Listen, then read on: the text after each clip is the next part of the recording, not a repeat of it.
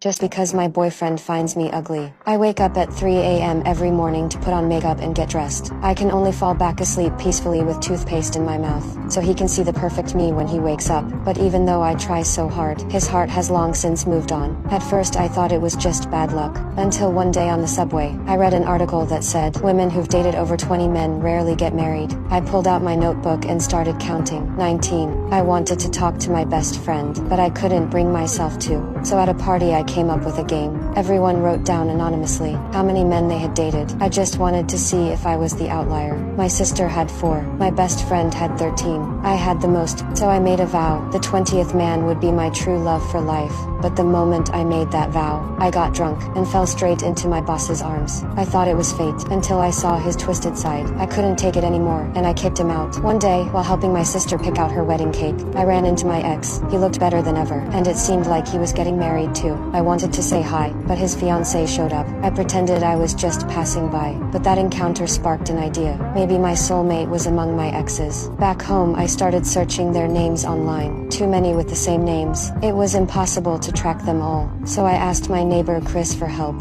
a typical playboy. For him, finding people was easy. He agreed to help, but only if I'd help him get rid of the girls who kept staying over. We made a deal. The first stop was my first love. He worked at a bar. After all these years he hadn't changed. Still the same boy who did coin tricks. I crossed his name off the list. Next was a British guy. I greeted him with his accent. He blocked me instantly. The rest were even more absurd. A puppeteer who lived with dolls. A gynecologist who didn't even remember me at first. I was disappointed, but I kept going. Then I heard that our old student council president was running for office. He looked perfect, successful, promising. I spent all my savings on designer clothes to catch his attention. He noticed me. He even invited me to a gala. I called Chris right away, but he went silent. That night, the candidate's assistant sent a gift box, a luxurious dress. I thought happiness had finally come. At the gala, I looked stunning. He praised me, even proposed on the spot. Maybe we should kiss first and see how that goes. Kiss? No, no. I want you to be my dear. I'm gay. But then he said something that shattered me.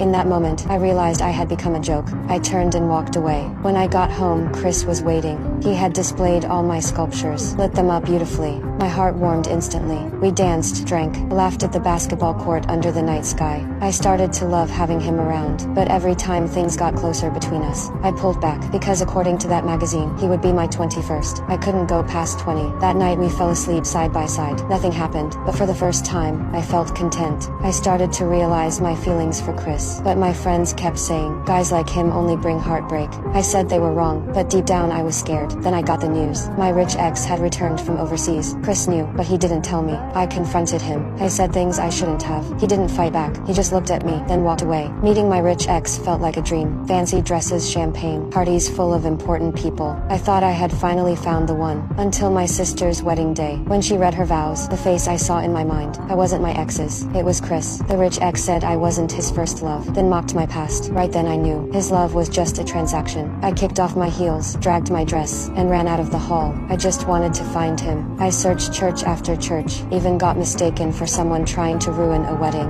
until I saw him on stage. I ran straight to him. He opened his arms, and in that moment, I found my 20th man, the only one that mattered. The next morning, I got a voicemail from my boss. He said nothing happened that night between us. I smiled, because Chris had finally made it into my top 20.